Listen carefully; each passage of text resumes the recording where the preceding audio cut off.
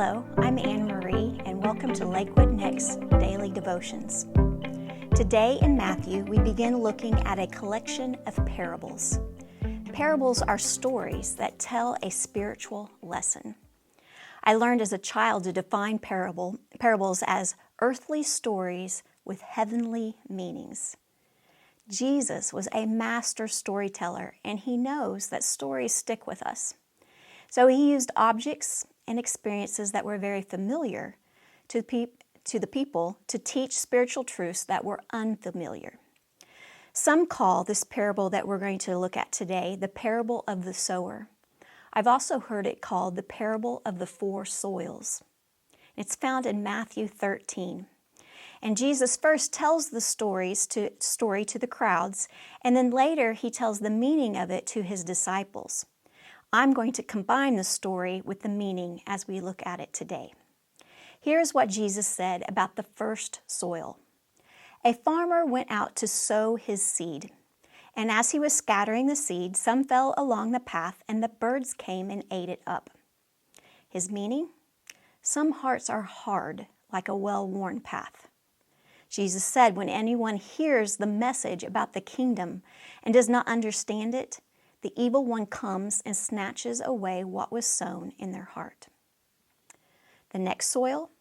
Some fell on rocky places where it did not have much soil. It sprang up quickly, but the soil was shallow. But when the sun came up, the plants were scorched and they withered because they had no root. Meaning, some hearts are shallow. And Jesus explains, the seed falling on the rocky ground refers to someone who hears the word and at once receives it with joy.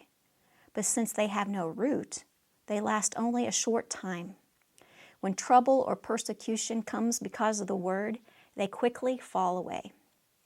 Next soil, other seed fell among thorns, which grew up and choked the plants. Meaning, some hearts are contaminated.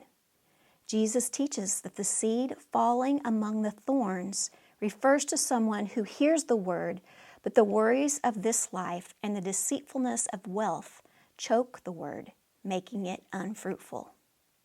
And then the last soil, it says in verse 8, still other seed fell on good soil, where it produced a crop 160 or 30 times what was sown. Meaning, some hearts are receptive. Jesus said the seed falling on good soil refers to someone who hears the word and understands it. This is the one who produces a crop, yielding much more than was sown. They received the word and grew to help lead others to God and His kingdom. Now with parables, we need to be careful not to read too much into the stories or to over-spiritualize them. We don't want to add to Jesus' explanation. So here are two lessons from this parable that we can apply to our lives today. Keep sowing and keep growing.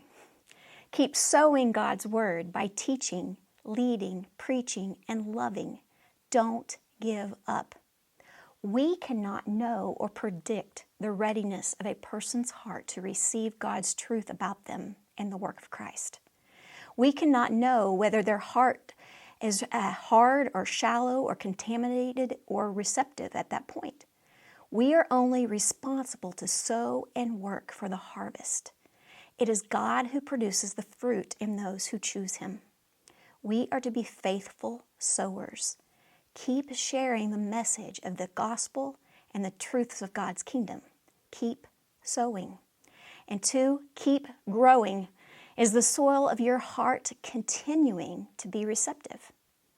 Are you growing in your faith, allowing the Spirit of God to water the soil of your heart so that you will not be hardened?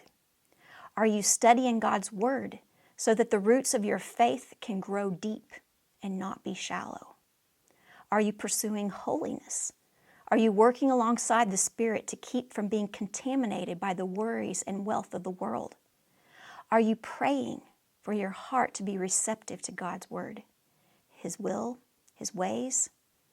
Grow in your faith by hearing the word and obeying it.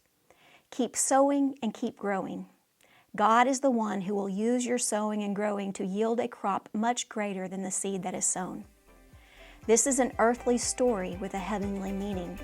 Not all will grow, but blessed is the one who does. Let's keep sowing and growing as God produces